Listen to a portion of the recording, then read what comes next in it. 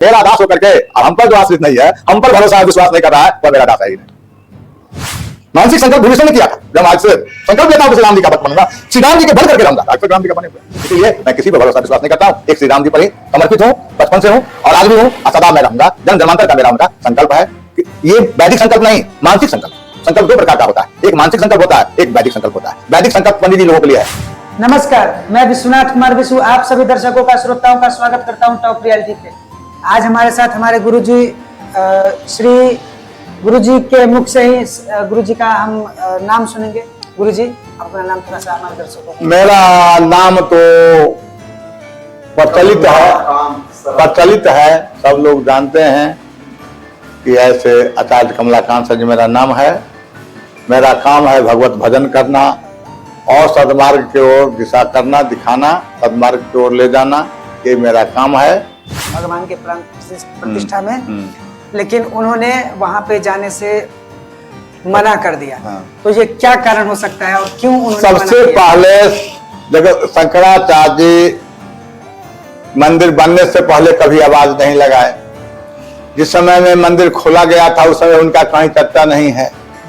राजीव गांधी खोला था, उससे पहले मंदिर में रोक लगाया गया, गांधी खोला था। उससे पहले मंदिर में रोक लगाया गया और मुलायम सिंह गोली चलवाया, उसमें भी इनकी आवाज नहीं निकली। कोनो शंकराचार्य जी का आवाज नहीं निकली, क्योंकि ये लोग जो है सो शैव हैं। ये लोगों को वैष्णव का ये लोग देखना पसंद नहीं करते हैं। वैष्णव सन्यासी लोग हैं, इसीलिए इनको राम से और कृष्ण से कोई लेना देना नहीं है। और दूसरी बात है कि देखार नहीं होना चाहते हैं। ये लोग कांग्रेस का सब दिन से सपोर्टर हैं। कैसे जाए सो कहे कि जो भाई हम इसके पक्ष में है, ये बीजेपी का देन है। बीजेपी चाहे हाथ पक जोड़ करके हो, चाहे कल जोड़ करके हो, चाहे निवेदन करके हो, चाहे जैसे तैसे बीजेपी का ही द्वारा भगवान आए हैं। पहले से हम ये पूछना चाहेंगे, हमारे दर्शकों को ये जानकारी बहुत लोगों को नहीं होगी कि शंकराचार्य आखिर कहते किसको हैं और शंकराचार्य का पद होता है या फिर कोई ऐसे प्रॉपर एक कोई व्यक्ति होते हैं। शंकराचार्य सनातन धर्म का सम्राट होते हैं जी, माने एक धरोहर होते हैं जी। किसी प्रकार का शास्त्रार्थ का आयोजन होता है, चैलेंज होता है, तो शंकराचार्य लोगों को इस पक्ष से हिंदू पक्ष से बुलाया जाता है। वह धर्म का चुनौती देते हैं। हाँ, चुनौती देने वाला काम शंकराचार्य जी करते हैं, शास्त्रार्थ जिसको कहते हैं। लेकिन वह शंकराचार्य अब नहीं रह गए और जैसे लोग अपने अपने बचाव के लिए ये सब जैसे कर रहे हैं। अब पहले वाली बात नहीं। तो शंकराचार्य का जो पद होता है वो चुनाव के तौर पे मिलता है या फिर उनकी नहीं, उनको जैसे कि मान लो कि हम यहाँ पर है स्थान बना करके अपना चला रहे हैं, उसी तरह से शंकराचार्य जी का गुरु, परम गुरु, धर्म गुरु जितने हुए हैं वो शिष्य एक ही वो बनाते हैं। वो एक ही वो शिष्य बनाते हैं। हाँ, उसको पढ़ा लिखा करके फिर मठाधीश बनाते हैं। उनके बाद फिर दूसरा कोई शिष्य तैयार होगा, मठाधीश बनेगा। जना स्वरूपानंद जी का शिष्य हुए मुक्तेश्वरानंद जी अभी। हाँ, तो वो बस मुक्तेश्वरानंद जी तक रहेंगे। फिर ये अपना पढ़ा लिखा करके और जो है सो फिर शिष्य बनाएंगे। यही बात। शंकराचार्य मतलब किनके उपासक होते हैं, किस देवी देवता के उपासक? शंकराचार्य शिव के उपासक होते हैं। भगवान शिवलिंग रखते हैं, शिवलिंग की पूजा करते हैं, राम की पूजा नहीं करते हैं। जिसी समय में त्रिपुंड तिलक लगाते हैं, तो त्रिपुंड तिलक लगाने का मतलब हुआ कि शैव हुआ, शैव भक्त। शैव मान्य होता है शिव के आराधक होगा, उसका नाम शैव होता है, शिव आराधक। गुरु जी, लेकिन हमारे भगवान शिव और भगवान श्री राम में, भगवान श्री कृष्ण में मतलब उनको अलग माना ही नहीं गया है। माना गया है, राम कृष्ण है, कृष्ण शिव है, वो सब बात नहीं है। उपासक अलग अलग विचार ऐसे मतलब क्यों इतना प्रश्न उठता है कि एक म्यान में एक ही तलवार न रखेगा जी। शरीर को मान लो म्यान, तो आखिर उपासना क्यों न करेगा? या राम को करो, या शिव जी के करो, या हनुमान जी के करो, या सब छोड़ करके लोग, कुछ लोग निरंकारी लोग हैं, वो गुरुदेव की उपासना कर रहे हैं।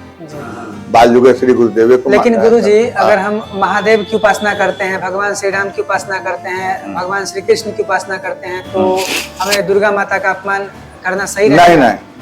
सबसे हम पहले अगर आराधना करते हैं तो भगवान श्री राम का ये सब बात नहीं है, सब गलत बात है, सब गलत। कैसे गलत है बताते हैं। शिव का मतलब होता है कल्याण। शिव का अर्थ बुझिएगा तब ना। हमारा शब्दार्थ अनेका ना, हमारा साहित्य बता रहा है, साहित्य में ही शब्द है कि शिव माने कल्याण।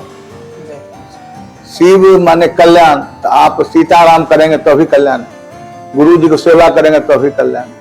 एक रामायण के मुताबिक चलोगे तो शिव सेवा कर फल प्रभु सोई।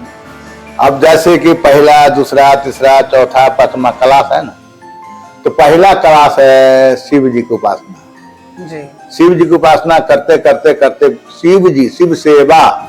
आपने बहुत दिन शिव जी को सेवा किया, आई जन्म नहीं किया, पिछले जन्म किए होंगे, उससे पिछला किए होंगे, तो उसी का पुण्य से आप राम जी का भक्त हो गए।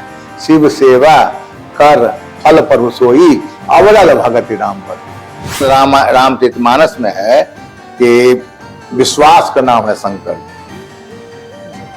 बंदों श्रद्धा। तुलसीदास जी वंदना करते हैं श्रद्धा को। श्रद्धा माने पार्वती, पहले श्रद्धा पार्वती को वंदना करते हैं। हमारे अंदर में श्रद्धा होगी तब ना हम तुम्हारे पास जाएंगे। तुम्हारा श्रद्धा जगह है तब ना हमारे पास आए हो। जी जी। तो श्रद्धा माने प्रैक्टिकल बात बता रहा हूं। श्रद्धा माने पार्वती। तुम्हारे पास में भी श्रद्धा है तो मेरे पास में भी श्रद्धा है। महात्मा जी का श्रद्धा है तब 1 महीना से यहाँ रह रहा है। अश्रद्धा रहेगा तो सब दिन रह जाएंगे। तो श्रद्धे पर न कहीं कोई ठहरता है। पूजा पाठ क्या है? श्रद्धा का। हम जितना श्रद्धा से पूजा करेंगे उतना हमारा भगवान साथ में रहेंगे। आप अयोध्या जी जो मंदिर बना है, तो उसमें आप उनका दर्शन, उस मंदिर का दर्शन, उस मतलब उस मूर्ति का, उस रामलला का दर्शन आप करने जाएंगे? राम लला को दर्शन, देखो सबसे पहले हम अपने शरीर को कंडीशन देखते हुए हम राम जी को दर्शन करेंगे या हनुमान को दर्शन करेंगे। हम तो करते ही रहते हैं। जन्म से ही भगवान श्री राम का मंत्र लिए, श्री राम मंत्र का जप करते हैं, श्री राम मंत्र में रमे हुए हैं। जो रम जाए राम में वही राम, राम जी रम जाए भक्त में, भक्त रम जाए राम जी में, हम तो उनमें रमे ही हुए। वो तो जो लोग कभी नहीं गया है उसके लिए जाना अनिवार्य है। जो लोग कभी नहीं वहां जाकर नतमस्तक हुआ उसके लिए होना जरूरी। हम तो बचपन से अयोध्या में समय व्यतीत कर दिए, इधर आकर के वहां व्यवस्था बात नहीं ठीक से मिला तो अपना यहाँ करके गुफा बना कर रहे हैं, भजन कर रहे हैं। जिस राजनीति दल के द्वारा मंदिर को बनवाया गया है और उस मंदिर में भगवान श्री राम की प्राण प्रतिष्ठा करवाई गई है, उस राजनीति दल के हमको राजनीति से कोई लेना देना नहीं। मतलब उस राजनीति से हमको कोई लेना देना नहीं है। हम धर्म नीति पर चलने वाले लोग हैं। हम जो है सो तो गुरुजी मैं स्पष्ट रूप से ये कहना चाहता हूँ कि इस सुंदर कार्य के लिए आपको मोदी जी से क्या मतलब, क्या आप मोदी जी के बारे में बोलना चाहेंगे? मोदी जी को हम कहना चाहते हैं कि बार बार हमारे देश में मोदी जी प्रधानमंत्री बने और हमारे जितने भी हिंदुत्व लोग हैं, हिंदू है या सनातनीय है, इन लोगों को वर्चस्व देते रहें, मन बढ़ावा करते रहें, इन लोगों को ऊर्जा देते रहें। ये लोग आगे राज कर रहे हैं। प्रभु रात करके भी आते हैं, दिन करके भी आते हैं, वही पता लगाते हैं कि हमारा भक्त पाया कि नहीं पाया। अरे गेठी में बानत नहीं, मांगन में सकताएं, आगे पीछे श्री राम चले, भूखे न रह जाए। मेरे सीताराम जी आते हैं शाम सवेरे, दोपहर आते हैं, पूछ करके जाते हैं इस आश्रम में व्यवस्था है कि नहीं है। नहीं है तो व्यवस्था कर रहे हैं। इसमें कोई भी प्राण प्रतिष्ठा जो होता है किसी मूर्ति का, तो वो पति पत्नी के साथ यानी दंपति के साथ होता है, लेकिन मोदी जी अकेले प्राण प्रतिष्ठा करवाए हैं मूर्ति का। तो इस बात को लेके कुछ विद्वानों का इसमें उनका जो है सो इसमें विचार उनका नहीं था कि वो मोदी जी उस मंदिर का प्राण प्रतिष्ठा करवाएं। देखिए, और वो उदासीनता, उन विद्वानों का उदासीनता इसलिए है कि मोदी जी अकेले पत्नी रहित होकर उस मंदिर में जाकर पूजा करवाए हैं, पूजा किए और उस मंदिर की जो मूर्ति है उसको ये कलयुग है। कितु लिप्यते देशो त्रेतायाम ग्राम एवं च द्वापरे परुक्ते कली कर्तव्य लिप्यते। कलयुग में, कली काल में देहादेही पुण्य होता है, देहादेही पाप होता है। देहादेही पूजा है और देहादेही पाठ है। हम पत्नी अपने लिए करेगी, हम अपने लिए करेंगे। पत्नी का खाया हुआ हमारा पेट में नहीं जाएगा, हमारा खाया हुआ पत्नी के पेट में नहीं जाएगा। यह तो जोर जा रहा है। हाँ फैसिलिटी दोगे पत्नी के तो पत्नी आगे पीछे रहेगी, फैसिलिटी में कनको गड़बड़ हो जाएगा भाई कांच सर खिचड़ी सलाम भाई चूल।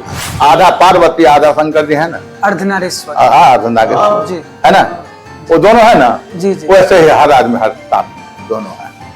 मैंने क्या बताया कि आपकी आत्मा क्या है, स्त्रीलिंग। शरीर में जो कुछ ऐसा पार्ट है जो पुल्लिंग है, कुछ ऐसा पार्ट है स्त्रीलिंग है। बाल पुल्लिंग हो गया, आंखें स्त्रीलिंग हो गई, वाणी स्त्रीलिंग हो गई, आवाज स्त्रीलिंग हो गई, माने तालू जैसे स्त्रीलिंग है, दांत पुल्लिंग है, पीठ पुल्लिंग है, हाथ पुल्लिंग है, टांग टूट गए, हाँ टांग जो है सो, हाँ टांग जो है पुल्लिंग है, हाँ टांग टूट गया, ठीक। तो ये सब होता है, बहुत चीज है ऐसा स्त्रीलिंग है, बहुत चीज है पुल्लिंग है। तो स्त्रीलिंग और पुल्लिंग का मतलब स्त्री और पुरुष दोनों साथ है। तो इन्हीं शब्दों के साथ मैं आज का इस वीडियो को, इस सेशन को यहीं पे समाप्त करता हूँ। जय श्री